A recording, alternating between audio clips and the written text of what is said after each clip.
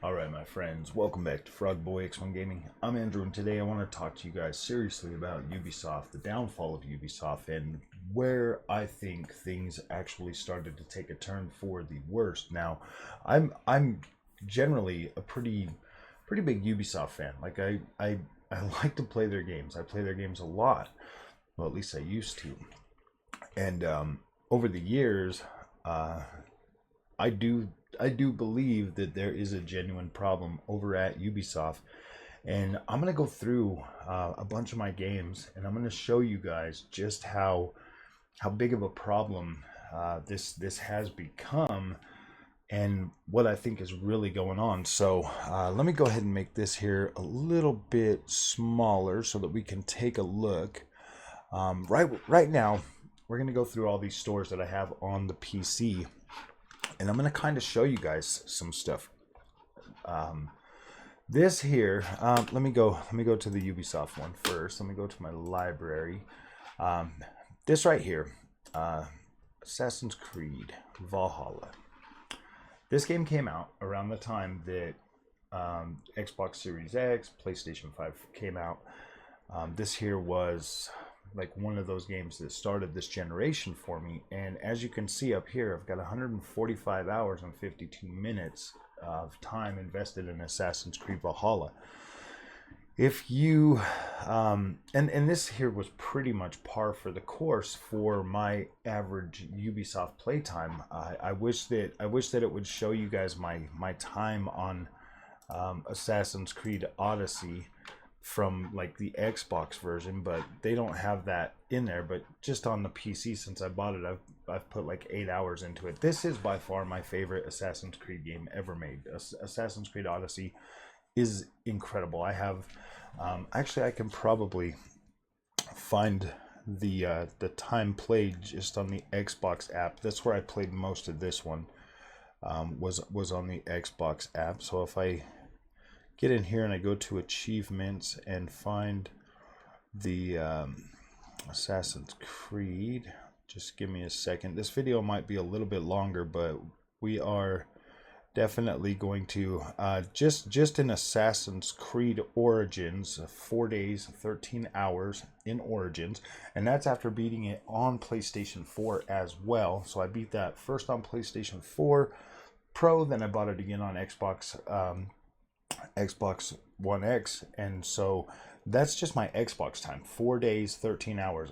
So yeah, there's plenty of time in Origins. If I continue to freaking go down to where Odyssey is on the Xbox, we're gonna see something pretty drastic, my friends. As we start getting into some of these, I'll be able to look at my time for oh gosh, where is Odyssey? There's no way it's this far down there. Or maybe it is. I haven't played that one on here. Okay, so right here, while we're at Breakpoint, 6 days 1 hour 25 minutes on Breakpoint in the Xbox app. And then if we,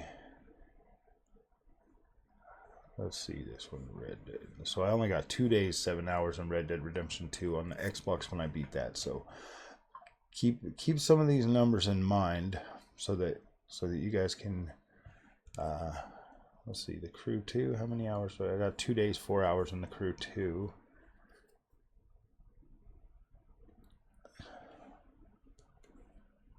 I can get Watch Dogs Legion time on here, and this is going to be relevant. Only 2 days in that one.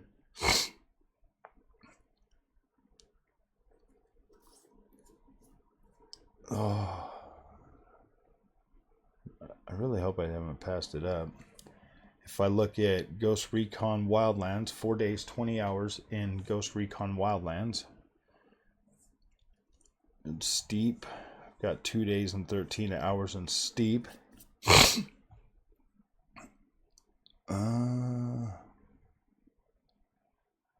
On the on the Xbox. I got that one on PlayStation as well. Probably got a lot more hours on the PlayStation version.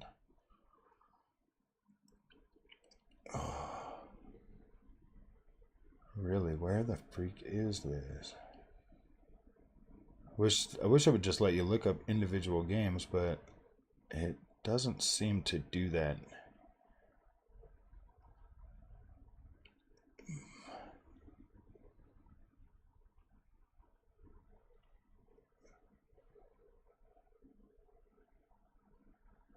There's no way that it's freaking down this far.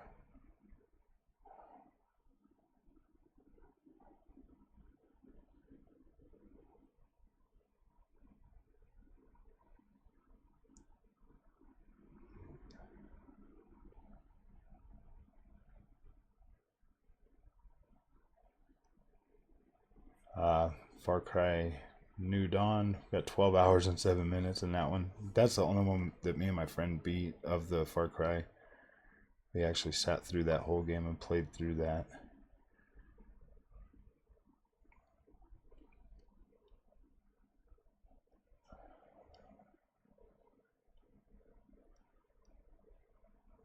I must have missed it somewhere, but it's probably pretty close to Valhalla or more in terms of time played on that.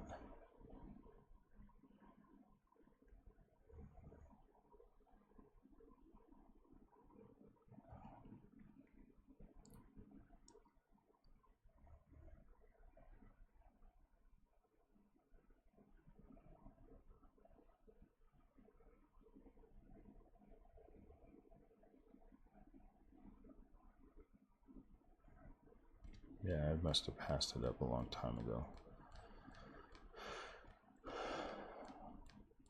There's so many damn games on here. That's freaking crazy.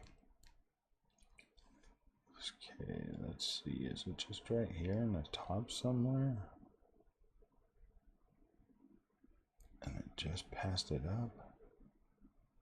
See, yeah, there's the Origins, Phoenix Rising. Let me check Phoenix Rising. So 1 day, 14 hours in Phoenix Rising. And trust me, there's a reason for all this. There really is. Like there's a reason why we're looking for this, so that we can set a baseline for like the overall experience.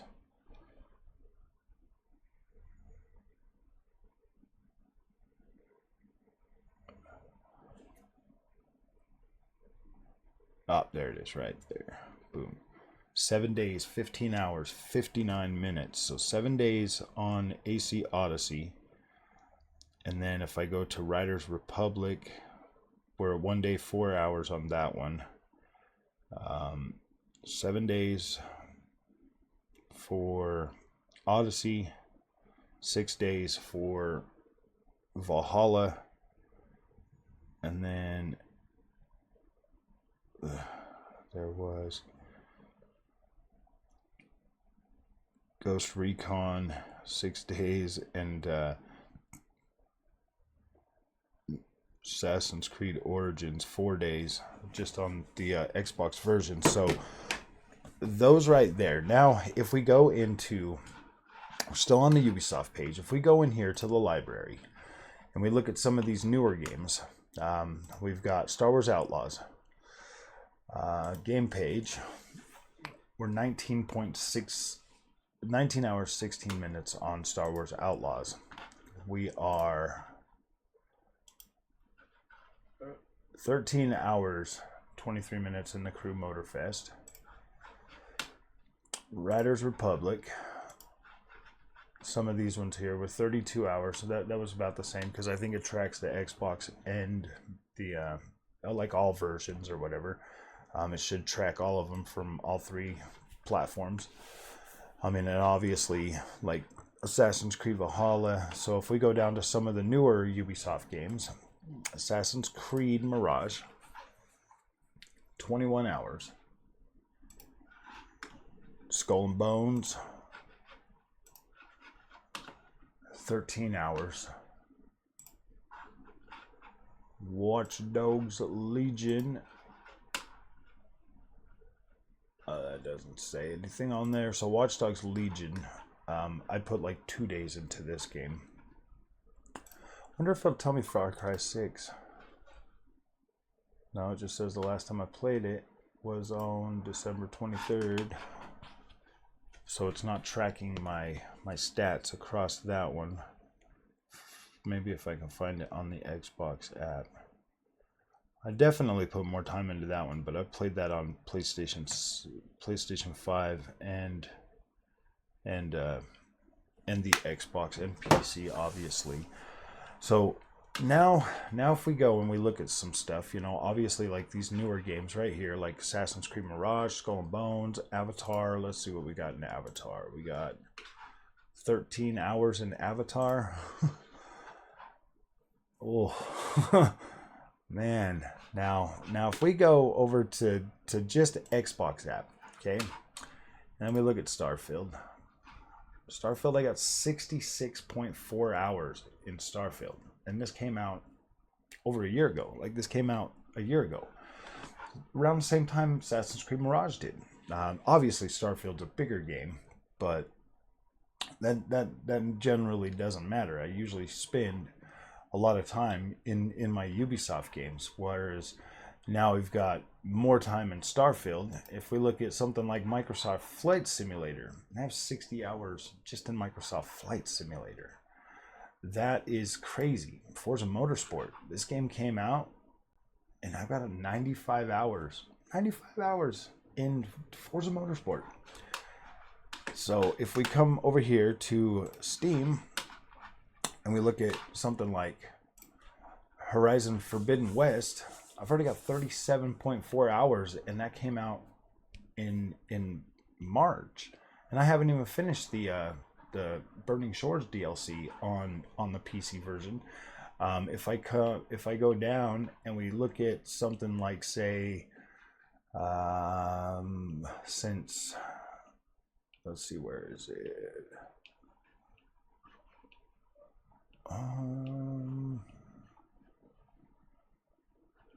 Ghost Recon Breakpoint on here. I got 14 hours since I bought it on Steam, but like God of War, 6.9 hours. Horizon Zero Dawn Complete Edition, 15 hours. Marvel Spider-Man Remastered. Since this came to PC, I've put 50 hours in Spider-Man Remastered, and this game has an 11-hour story. Put 50 hours in that. Let's see. I'm not playing Ubisoft games as much as I used to, and at first I was like, is it just because I've got 41 hours in Cyberpunk? Is it just because I'm and at first I was like, oh no, man, there's a reason why my numbers aren't like that, and it's because, you know, I'm creating content now. I'm like, I'm making videos, and so I don't have the time to invest in the Ubisoft games like I used to. But then when I look at games like freaking Horizon Forbidden West, when I look at games like Horizon Forbidden West, wait, where'd it go? It was up here. When I look at games like Horizon Forbidden West, and I'm 37 hours into that, and it came out in March. If I look at, you know, Ghost of Tsushima, I'm only 11 hours into that, and this game right here kind of gives me that Ubisoft vibe, and I'm only 11 hours into that. Like, I can't even bring myself to continue playing this one on the PC. I mean, I'm already 15 hours into Final Fantasy 16 and that just came out last week on here, and I've already beat that game on like PlayStation 5. Black Myth Wukong, 23 freaking hours in Black Myth Wukong is more hours than I put in all of Assassin's Creed Mirage. I mean, my friends, we are, let's see, Diablo, 98 minutes on Steam. I'd put a lot more on the Xbox. It's just crazy to think that I've been here defending Ubisoft you know, as long as I have been. And then when I look at these numbers and I look at these stats, I'm just like, wow, dude, this is definitely, there's something definitely wrong with Ubisoft. They are just not holding my attention like they used to. And I mean, I showed you, you know, I'd put upwards of 7 days in some of these Ubisoft open world games, and now I'm lucky to put 30 hours in one. 30 hours? That is a drastic freaking drop in time invested and time played in these games. And then here I am still continuing to put that time into other games, you know, like Starfield, 60 something plus hours in that, 95 hours in Forza Motorsport. You see where I used to put a lot of time into these Ubisoft games, and now my time is definitely being directed more towards other games. So yeah, I would say there's something definitely wrong with what Ubisoft is doing. And as hard as that is for me to admit, if we don't, you know, get them back on track, then Ubisoft is probably done for. We need more of the stuff that we loved from Ubisoft. We need less of this nonsense that they're bringing out nowadays. I think Watch Dogs, I mean, honestly, guys, you can really trace it back to Assassin's Creed Origins when they started just casting a wide net for everybody to kind of come in, and their games are just too all over the place now. They're not building enough of that content to keep people engaged long enough anymore, because they're trying so hard for everything else. And it doesn't help that they've got, you know, like activists and stuff working for them, and they're using Sweet Baby Ink. I mean, it really is very destructive for what Ubisoft is as a company. And Ubisoft, I've always looked at Ubisoft as kind of that, you know, that comfort food of gaming for myself, and I'm sure a lot of other people do too. But when it really matters in this day and age, the games that they make and the content that they make and the controversy that surrounds, you know, games like Assassin's Creed Shadows, you know, the choices that they make, to me, as an Assassin's Creed fan, looking at something like Assassin's Creed Shadows, I was just like, oh yeah, I mean, it makes sense. They've always kind of used historical figures in a way and bend that stuff to what their what their story is, or what their time period is. They've always kind of used it that way.